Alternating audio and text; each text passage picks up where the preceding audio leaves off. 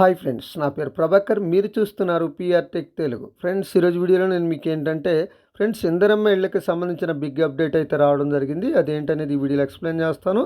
దానికంటే ముందు first time మీరు మన ఛానల్ చూస్తున్నట్టయితే మన ఛానల్ని సబ్స్క్రైబ్ చేసుకోండి.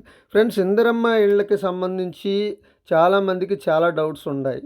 అంటే స్థలం ఉన్నవాళ్ళకే వస్తుందా, ఫోటో దిగిన వాళ్ళందరికీ వస్తుందా, స్థలం లేని వాళ్ళ పరిస్థితి ఏంటి, ఇలాగ చాలా డౌట్స్ ఉన్నాయి. వాటన్నిటికంటే ముందు అసలు మీకు రావాల్సిన డౌట్ ఏంటంటే అసలు మన ఊరికి ఎన్ని ఇళ్ళు వచ్చాయి, మన పంచాయతీకి ఎన్ని ఇళ్ళు వచ్చాయి, సో దీంట్లో ఎవరికి ఇస్తారు అనే దాన్ని మీరు తెలుసుకోవాలి.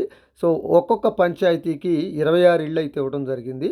సో మరి అంటే అన్ని పంచాయతీలకి 26 ఇళ్ళు రావు. ఎందుకంటే మా నియోజకవర్గానికి 3500 ఇళ్ళు ఇవ్వడం జరిగింది. దాంట్లో మాకు 133 పంచాయతీలు ఉండడం జరిగింది. సో డివైడెడ్ బై చేస్తే 26 ఇళ్ళు. అయితే మీ నియోజకవర్గానికి ఒకవేళ తక్కువ పంచాయతీలు ఉంటే మీకు ఇంకా ఎక్కువ ఇళ్ళే వస్తాయి. ఒకవేళ 133 కంటే ఇంకా ఎక్కువ పంచాయతీలు ఉన్నాయి అనుకోండి, ఇంకా మీకు తక్కువ ఇళ్ళే వస్తాయి అన్నట్టు.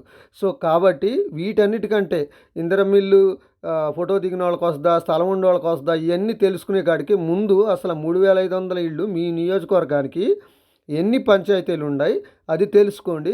ఆ పంచాయతీలకి ఎన్ని ఇళ్ళు వస్తున్నాయి అనేది తెలుసుకుంటే సో ఇప్పుడు ఈ విడతలో మీకు ఇల్లు అనేది వస్తుందా రాదా, లేదా వేరే వాళ్ళకి ఇల్లు వచ్చే అవకాశం ఉందనేది ఈజీగా తెలుసుకోవచ్చు అన్నట్టు. సో ఇది ఫ్రెండ్స్, ఈ వీడియో కనుక మీకు నచ్చితే లైక్ చేయండి, షేర్ చేయండి, కింద కామెంట్లో రాయండి. Thank you.